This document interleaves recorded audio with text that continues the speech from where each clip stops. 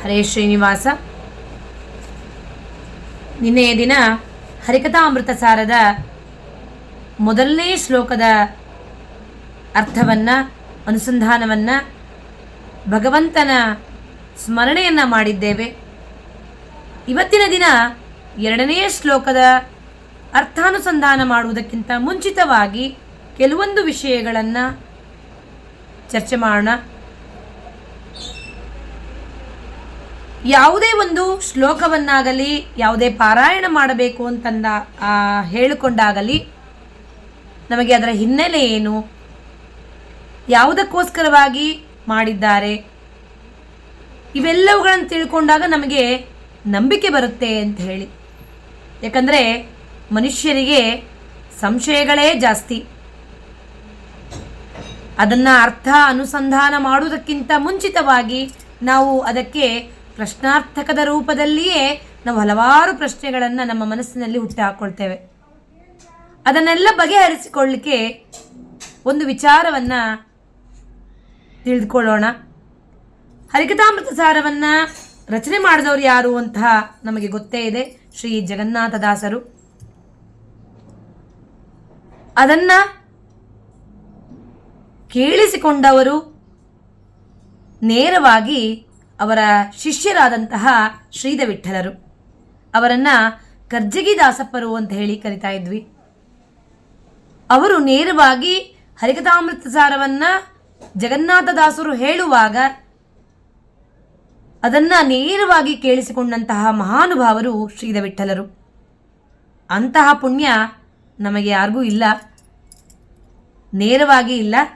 ಅವೆಲ್ಲವುಗಳನ್ನು ಬರೆದಿಟ್ಟಿದ್ದನ್ನು ಪಾರಾಯಣ ಮಾಡಲಿಕ್ಕೇ ನಮಗೆ ಆಗೋದಿಲ್ಲ. ಅಂತಹ ಸಂಸಾರದಲ್ಲಿ ನಾವು ಮುಳುಗಿಬಿಟ್ಟಿದ್ದೇವೆ ಅಂತ ಹೇಳಿ ನಾವು ಅಂದ್ಕೊಂಡಿದ್ದೇವೆ. ಅಂತಹ ಶ್ರೀಧ ವಿಠಲರು ಹೇಳ್ತಾರೆ, ಹರಿಕಥಾಮೃತ ಸಾರವನ್ನು ಯಾತಕ್ಕಾಗಿ ಓದಬೇಕು, ಓದಿದ್ರೆ ಏನಾಗುತ್ತೆ, ಲಾಭ ಏನು, ಮನುಷ್ಯರು ನಾವು ಏನೇ ಇದ್ದರೂ ಕೂಡ ಅದರಿಂದ ಆಗುವ ಲಾಭ ಏನು ಅಂತ ಹೇಳಿ ನಾವು ಚಿಂತನೆಯನ್ನು ಮಾಡ್ತೇವೆ.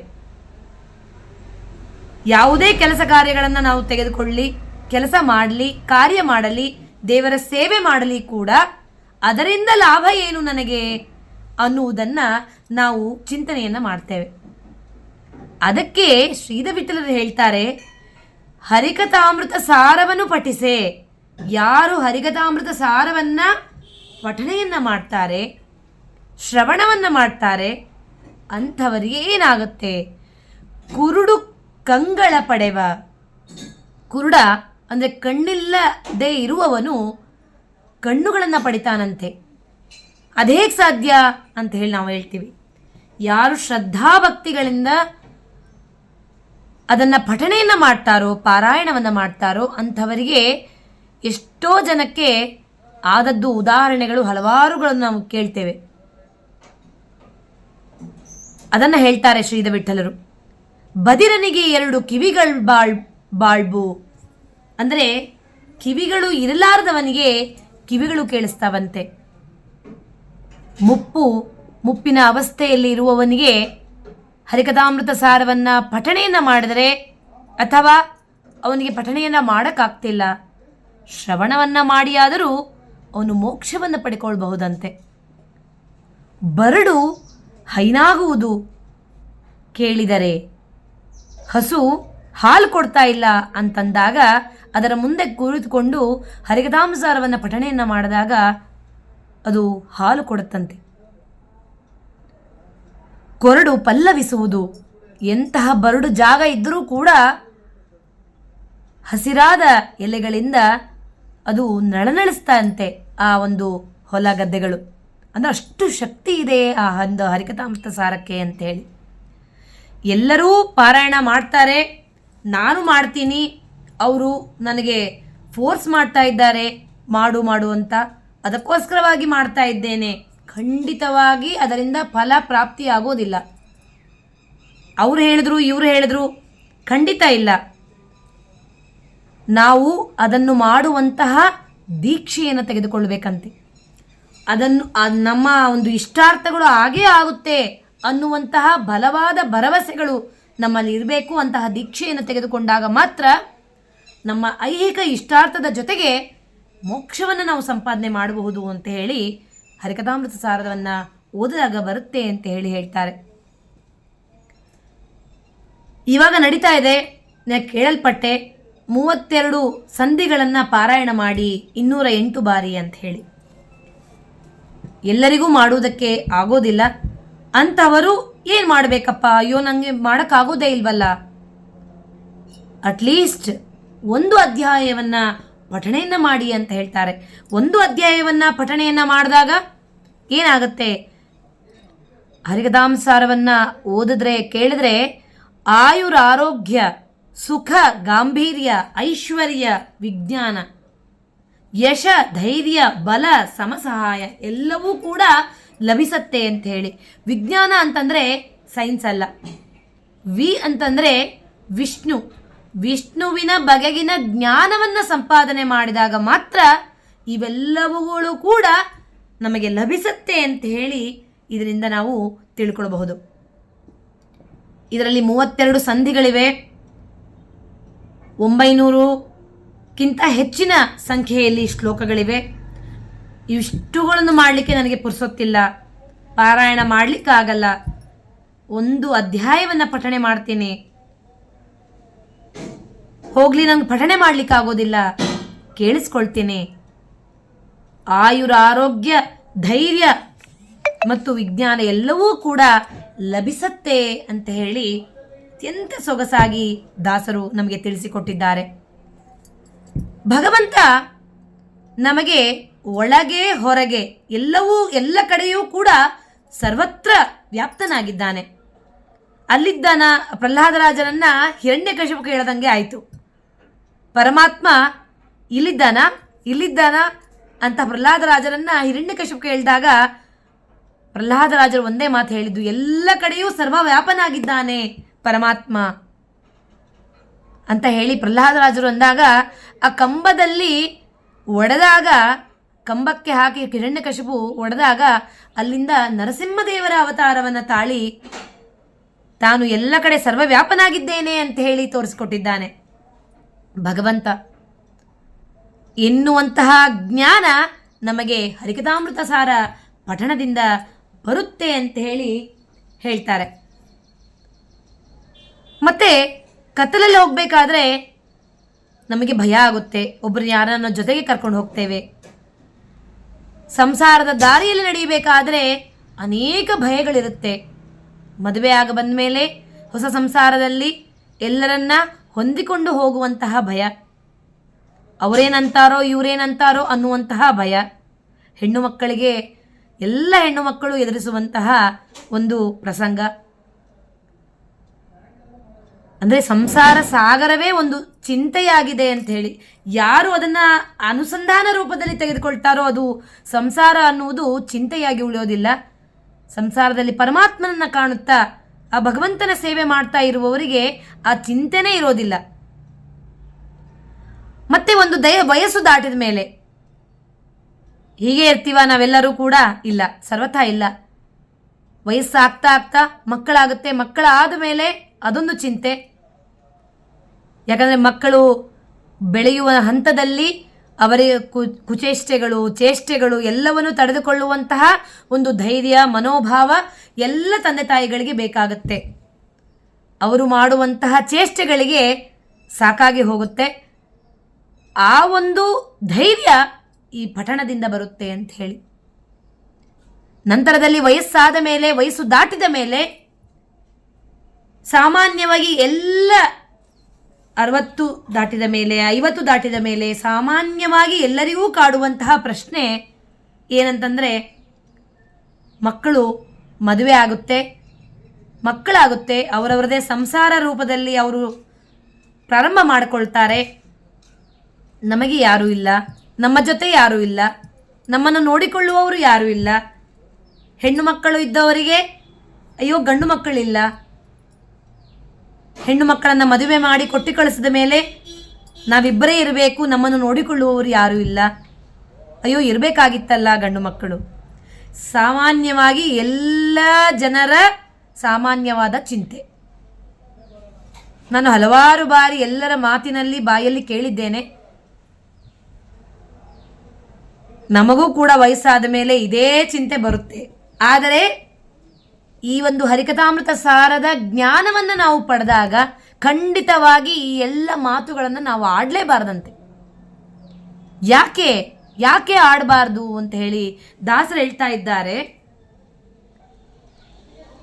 ಭಗವಂತ ನಮ್ಮ ಒಳಗೂ ಹೊರಗೂ ಎಲ್ಲ ಕಡೆ ಸರ್ವವ್ಯಾಪನಾಗಿ ಇದ್ದಾಗ ಅವನು ಇಂದಿರೇಶನು ಸರ್ವತ್ರದಲ್ಲಿ ಸರ್ವಸಮರ್ಥ ನನ್ನೊಳಗೆ ಇದ್ದಾನೆ, ನನ್ನನ್ನು ರಕ್ಷಣೆ ಮಾಡ್ತಾನೆ ಅನ್ನುವಂತಹ ಮನೋಭಾವ ನಮ್ಮಲ್ಲಿ ಬಂದಾಗ ಮಾತ್ರ ಈ ಎಲ್ಲ ಚಿಂತೆಗಳು ದೂರ ಆಗಲಿಕ್ಕೆ ಸಾಧ್ಯ.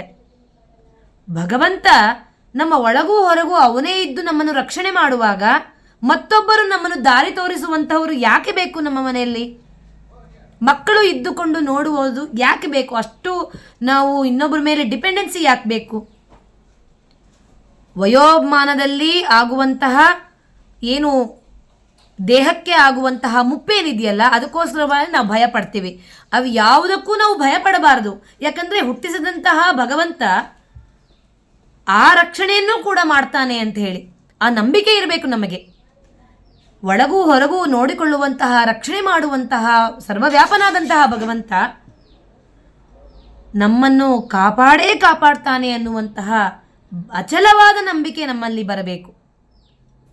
ನಾವು ಯಾವುದರ ಅನ್ಯಥಾ ಚಿಂತೆಯನ್ನು ನಾವು ಎಲ್ಲವನ್ನೂ ಬಿಟ್ಟು ಬಿಡಬೇಕು. ಅಂದಾಗ ಮಾತ್ರ ಭಗವಂತ ನಿಂತು ನಮ್ಮನ್ನು ರಕ್ಷಣೆಯನ್ನು ಮಾಡ್ತಾನೆ.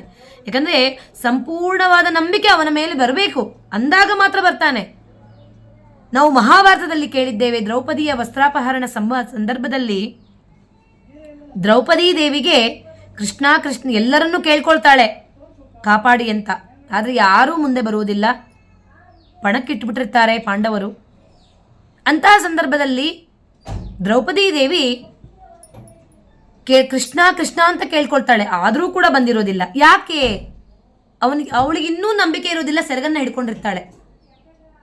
ಅಯ್ಯೋ ಬಿಚ್ಚಿಬಿಟ್ರೆ ನನ್ನ ಮಾನ ಎಲ್ಲಿ ಹೋಗ್ಬಿಡುತ್ತೋ ಅನ್ನುವಂತಹ ಭಯ ಇರುತ್ತೆ ಅವಳಿಗೆ.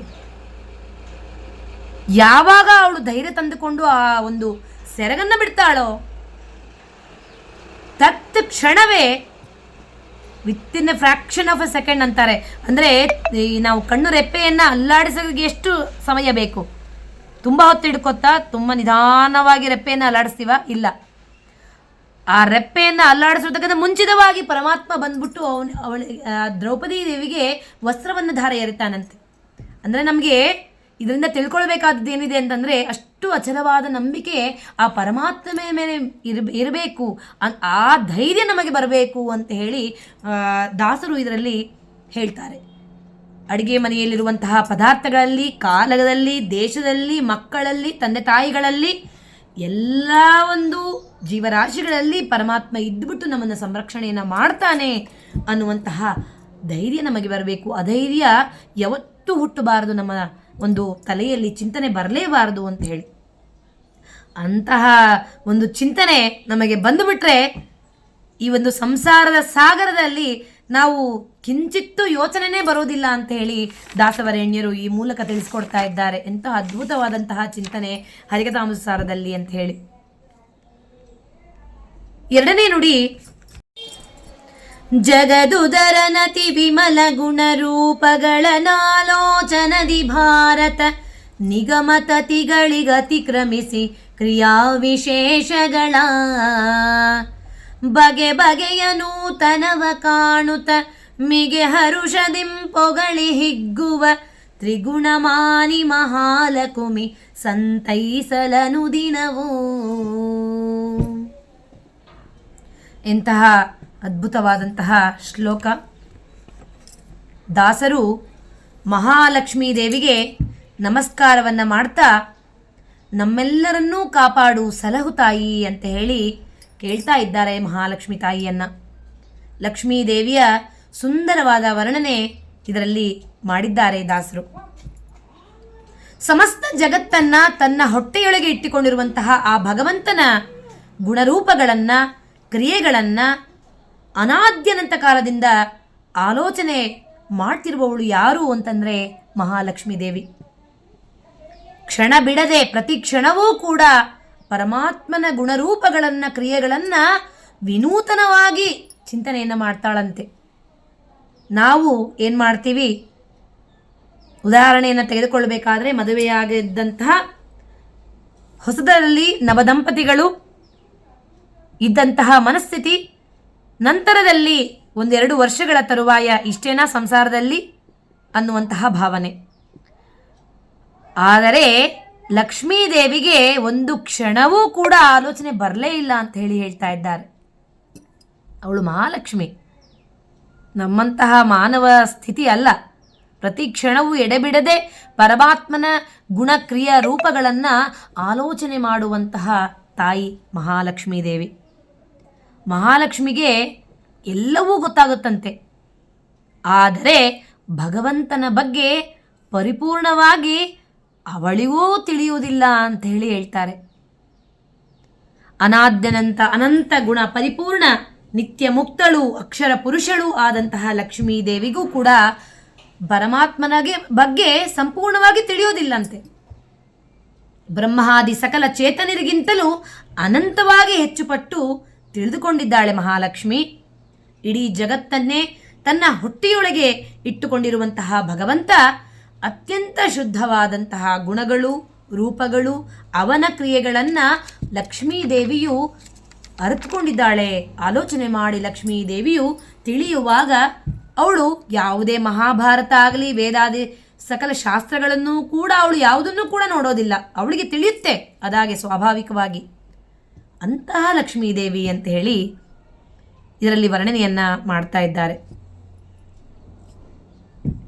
ತನ್ನ ಸ್ವಂತ ಜ್ಞಾನದಿಂದ ಸರ್ವಜ್ಞ ಪುರುಷಳು, ನಿತ್ಯ ಮುಕ್ತಳು, ಅಕ್ಷರ ಪುರುಷಳು, ಅನಾದ್ಯನಂತ ಕಾಲದಿಂದ ಪ್ರತಿ ಕ್ಷಣ ಭಗವಂತನ ಈಗಾಗಲೇ ಹೇಳಿದ ಹಾಗೆ ಎಲ್ಲ ಕ್ರಿಯೆ, ರೂಪ, ಗುಣಗಳ ಚಿಂತನೆ ಮಾಡ್ತಾ ಆನಂದ ಭರಿತಳಾಗಿ ನಿರಂತರವಾಗಿ ಅನುದಿನ ನಮ್ಮನ್ನು ಸಲುಹಲಿ ಅಂತ ಹೇಳಿ ದಾಸರು ಹೇಳ್ತಾ ಇದ್ದಾರೆ. ಇದರ ವಿಸ್ತೃತಿ ರೂಪದಲ್ಲಿ ಜಗದುದರ ನತಿ, ಜಗದುದರನ, ಇಡೀ ಜಗತ್ತನ್ನೇ ತನ್ನ ಉದರದಲ್ಲಿ ಇಟ್ಟುಕೊಂಡಂತಹ ಆ ಭಗವಂತನ, ಜಗದುದರನ ವಿಮಲ ಗುಣರೂಪಗಳನ್ನು, ಅತ್ಯಂತ ಶುದ್ಧವಾದ ರೂಪ ಮತ್ತು ಗುಣಗಳ ಭಗವಂತನ ಆನಂದಾದಿ ಎಲ್ಲ ಗುಣಗಳು ಅತ್ಯಂತ ನಿರ್ಮಲ ಶುದ್ಧವಾದದ್ದು. ನಾವು ಅಂದ್ಕೊಳ್ಳೋದು ಕೇವಲ ರಾಮಕೃಷ್ಣರ ಅವತಾರಗಳು ಮಾತ್ರ ಶುದ್ಧ, ಇನ್ನೆಲ್ಲವುಗಳು ಹೇಗೆ ಇವು ಅಂತ ಹೇಳಿ ನಮಗೆ ಒಂದು ಸಂಶಯ ಬರುತ್ತೆ. ಅಂದರೆ ಮತ್ಸ್ಯ, ಕೂರ್ಮ, ವರಾಹ, ನಾರಸಿಂಹ ಈ ಎಲ್ಲ ಅವತಾರಗಳಲ್ಲಿ ಪರಮಾತ್ಮನು ಪ್ರಾಣಿಗಳ ರೂಪದಲ್ಲಿ ಅಂದರೆ ಹಂದಿಯಂತೆ, ವರಾಹ ರೂಪದಲ್ಲಿ ಅಂದರೆ ಹಂದಿಯಂತೆ, ನರಸಿಂಹದೇವರ ಅಂದರೆ ಲಯನ್ ಸಿಂಹದ ರೂಪದಲ್ಲಿ, ಈ ರೀತಿಯಾಗಿ ನಮಗೆ ರೂಪಗಳನ್ನು ತೋರಿಸಿ ಭಗವಂತನು ನಮ್ಮನ್ನು ಉದ್ಧಾರ ಮಾಡಿದ್ದಾನೆ. ಅಂದರೆ ಪರಮಾತ್ಮ ಈ ರೀತಿಯಾಗಿ ಇರ್ತಾನಾ, ಅಂದರೆ ಮೀನಿನಂತೆ ಇರ್ತಾನಾ ಅನ್ನುವ ಸಂದೇಹ. ಅದಕ್ಕೆ ಹೇಳ್ತಾರೆ, ಅವನು ಯಾವ ರೂಪ ತಾಳಿಯಾದರೂ ಕೂಡ ಜ್ಞಾನಾನಂದಮಯನೇ. ಒಂದೇ ಗೋವಿಂದಮಾನಂದ ಜ್ಞಾನದೇಹಂ ಪತಿಂ ಶ್ರಿಯ. ಜ್ಞಾನಾನಂದ ಗುಣಗಳೇ ಪರಮಾತ್ಮನ ಶರೀರ, ಅಂದರೆ ಅವೆಲ್ಲ ಗುಣಗಳೇ ಪರಮಾತ್ಮನ ಶರೀರವಾಗಿದೆ. ಅವನಿಗೆ ಯಾವ ರೂಪದಲ್ಲಿ ಇದ್ದರೂ ಕೂಡ ಅವನು ಜ್ಞಾನಾನಂದಮಯನೇ ಅಂತ ಹೇಳಿ ದಾಸರು ಇಲ್ಲಿ ವರ್ಣನೆಯನ್ನು ಮಾಡ್ತಾ ಇದ್ದಾರೆ. ಎಲ್ಲ ಗುಣರೂಪಗಳು ಅತ್ಯಂತ ವಿಭಿನ್ನವಾಗಿವೆ. ದೇವರು ಒಬ್ಬರನ್ನು ಬಿಟ್ಟು ಬ್ರಹ್ಮಾದಿ ಸಕಲ ಚೇತನರು ಸಮಸ್ತ ಜಡವಾದ ಎಲ್ಲ ಪ್ರಪಂಚದ ಬಗ್ಗೆಯೂ ಕೂಡ ಆಲೋಚನೆ ಮಾಡದೆ ಪ್ರತಿ ಕ್ಷಣ ಕ್ಷಣಕ್ಕೂ ಕೂಡ ಜಗತ್ತಿನಲ್ಲಿ ಆಗುವಂತಹ ಎಲ್ಲವುಗಳು ಲಕ್ಷ್ಮೀದೇವಿಗೆ ಗೊತ್ತಾಗುತ್ತೆ, ಭಾಸವಾಗುತ್ತೆ ಎಂದು ಪ್ರಮಾಣ ಪದ್ಧತಿಯಲ್ಲಿ ಜಯತೀರ್ಥರು ತಿಳಿಸಿಕೊಡ್ತಾರೆ ಅಂತೇಳಿ ಹೇಳ್ತಾರೆ. ಈಶ್ವರ ಧನ್ಯತ್ರ ಅನಾಲೋಚನೆ ಸರ್ವ ವಿಷಯಕಂ ಜ್ಞಾನಂ ಲಕ್ಷ್ಮೀ ಜ್ಞಾನಂ. ದೇವರು ಒಬ್ಬರನ್ನು ಬಿಟ್ಟರೆ ರಮಾ ಬ್ರಹ್ಮಾದಿ ಸಕಲ ಜೀವ ಚರಾಚರ ಎಲ್ಲದರ ಬಗ್ಗೆ ಆ ಲಕ್ಷ್ಮೀದೇವಿಗೆ ಗೊತ್ತಾಗುತ್ತೆ, ಭಾಸವಾಗುತ್ತೆ ಅಂತ ಹೇಳಿ ಪರಮಾತ್ಮನ ಒಂದು ಬಗ್ಗೆ ಬಿಟ್ಟು ಎಲ್ಲ ಎಲ್ಲದರ ಬಗ್ಗೆ, ಎಲ್ಲ ಬ್ರಹ್ಮಾದಿ ಸಕಲ ಚರಾಚರ ಜೀವಿಗಳ ಬಗ್ಗೆ ಗೊತ್ತಾಗುತ್ತೆ ಲಕ್ಷ್ಮೀದೇವಿಗೆ ಅಂತ ಹೇಳಿ ಹೇಳ್ತಾ ಇದ್ದಾರೆ. ಈಗಾಗಲೇ ತಿಳಿಸಿದ ಹಾಗೆ ಮಹಾಭಾರತ ವೇದಾದಿ ಶಾಸ್ತ್ರಗಳನ್ನು ಮೀರಿ ಭಾಗವತ ಬೇಕು, ಅದರಿಂದ ತಿಳ್ಕೊಳ್ಬೇಕು ಅಂತ ಹೇಳಿ ಮಹಾಲಕ್ಷ್ಮಿಗೆ ಏನಿಲ್ಲ, ಅವಳಿಗೆ ಗೊತ್ತಾಗುತ್ತೆ ಅಂತ ಹೇಳಿ ತನ್ನ ಬುದ್ಧಿಯಿಂದ ಕ್ರಿಯಾ ವಿಶೇಷಗಳನ್ನು ಹೊಸ ಹೊಸ ಚಿಂತನೆಗಳನ್ನು ಮಾಡ್ತಾ ಇರ್ತಾಳೆ, ಕಾಣ್ತಾ ಇರ್ತಾಳೆ ಅಂತ ಹೇಳಿ ಹೇಳ್ತಾರೆ. ಹೊಸತನವನ್ನು ತಿಳಿತಾಳೆ ಆ ಪರಮಾತ್ಮನ ಬಗ್ಗೆ. ಪ್ರತಿನಿತ್ಯವೂ ತಿಳಿದಂಗೆ ಅಲ್ಲ, ಪ್ರತಿನಿತ್ಯವೂ ಕೂಡ ಪರಮಾತ್ಮನ ಬಗ್ಗೆ ಚಿಂತನೆಯನ್ನು ಮಾಡ್ತಾ ಮಾಡ್ತಾ ಹೊಸ ರೂಪವನ್ನು ತಾಳ್ತಾ ಹೊಸ ಚಿಂತನೆಯನ್ನು ಮಾಡ್ತಾಳೆ ಆ ಭಗವಂತನ ಬಗ್ಗೆ. ಅಷ್ಟು ಆ ಪರಮಾತ್ಮನ ಬಗ್ಗೆ ಅವಳಿಗಿರುವಂತಹ ಭಕ್ತಿ, ಒಲವು. ಅತ್ಯಂತ ಸಂತೋಷವನ್ನೂ ಕೂಡ ಪಡ್ತಾಳೆ ಅವೆಲ್ಲವುಗಳನ್ನು ಮಾಡುವುದರಿಂದ ಅಂತ ಹೇಳಿ. ತ್ರಿಗುಣಮಾನಿ ಅಂದರೆ ಸತ್ವ ರಜಸ್ ತಮೋ ಗುಣಕ್ಕೆ ಅಭಿಮಾನಿ ದೇವತೆ ಲಕ್ಷ್ಮೀದೇವಿ.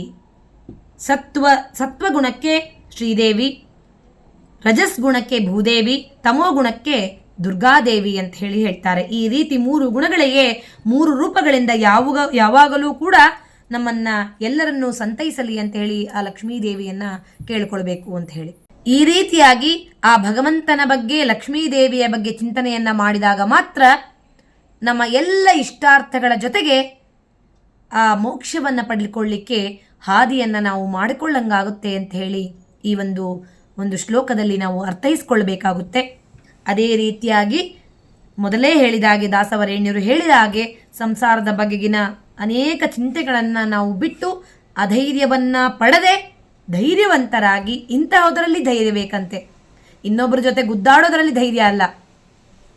ಸಂಸಾರದಲ್ಲಿರುವಂತಹ ಏನು ನಾವು ಚಿಂತೆಗಳನ್ನು ಪಡ್ತಾ ಇರ್ತೀವಿ ಅವೆಲ್ಲವುಗಳಿಂದ ಆಚೆ ಬಂದು ಧೈರ್ಯವಂತರಾಗಿ ಈ ಸಂಸಾರವನ್ನು ನಡೆಸಿ ಪರಮಾತ್ಮನ ಒಂದು ಅನೇಕ ಗುಣಗಳನ್ನು ಸ್ತುತಿಸಿ ಕೊಂಡಾಡುತ್ತಾ ಮೋಕ್ಷಕ್ಕೆ ನಾವು ಅಣಿಯನ್ನು ಮಾಡಿಕೊಳ್ಬೇಕು ಅಂತ ಹೇಳಿ ದಾಸವರೇಣ್ಯರು ನಮಗೆ ತಿಳಿಸಿಕೊಟ್ಟಿದ್ದಾರೆ. ಅದರಂತೆಯೇ ನಾವು ಸಾಗೋಣ ಅಂತ ಹೇಳ್ತಾ ಮುಂದಿನ ಒಂದು ಶ್ಲೋಕದೊಂದಿಗೆ ಭೇಟಿಯಾಗೋಣ. ಶ್ರೀಕೃಷ್ಣಾರ್ಪಣಮಸ್ತು.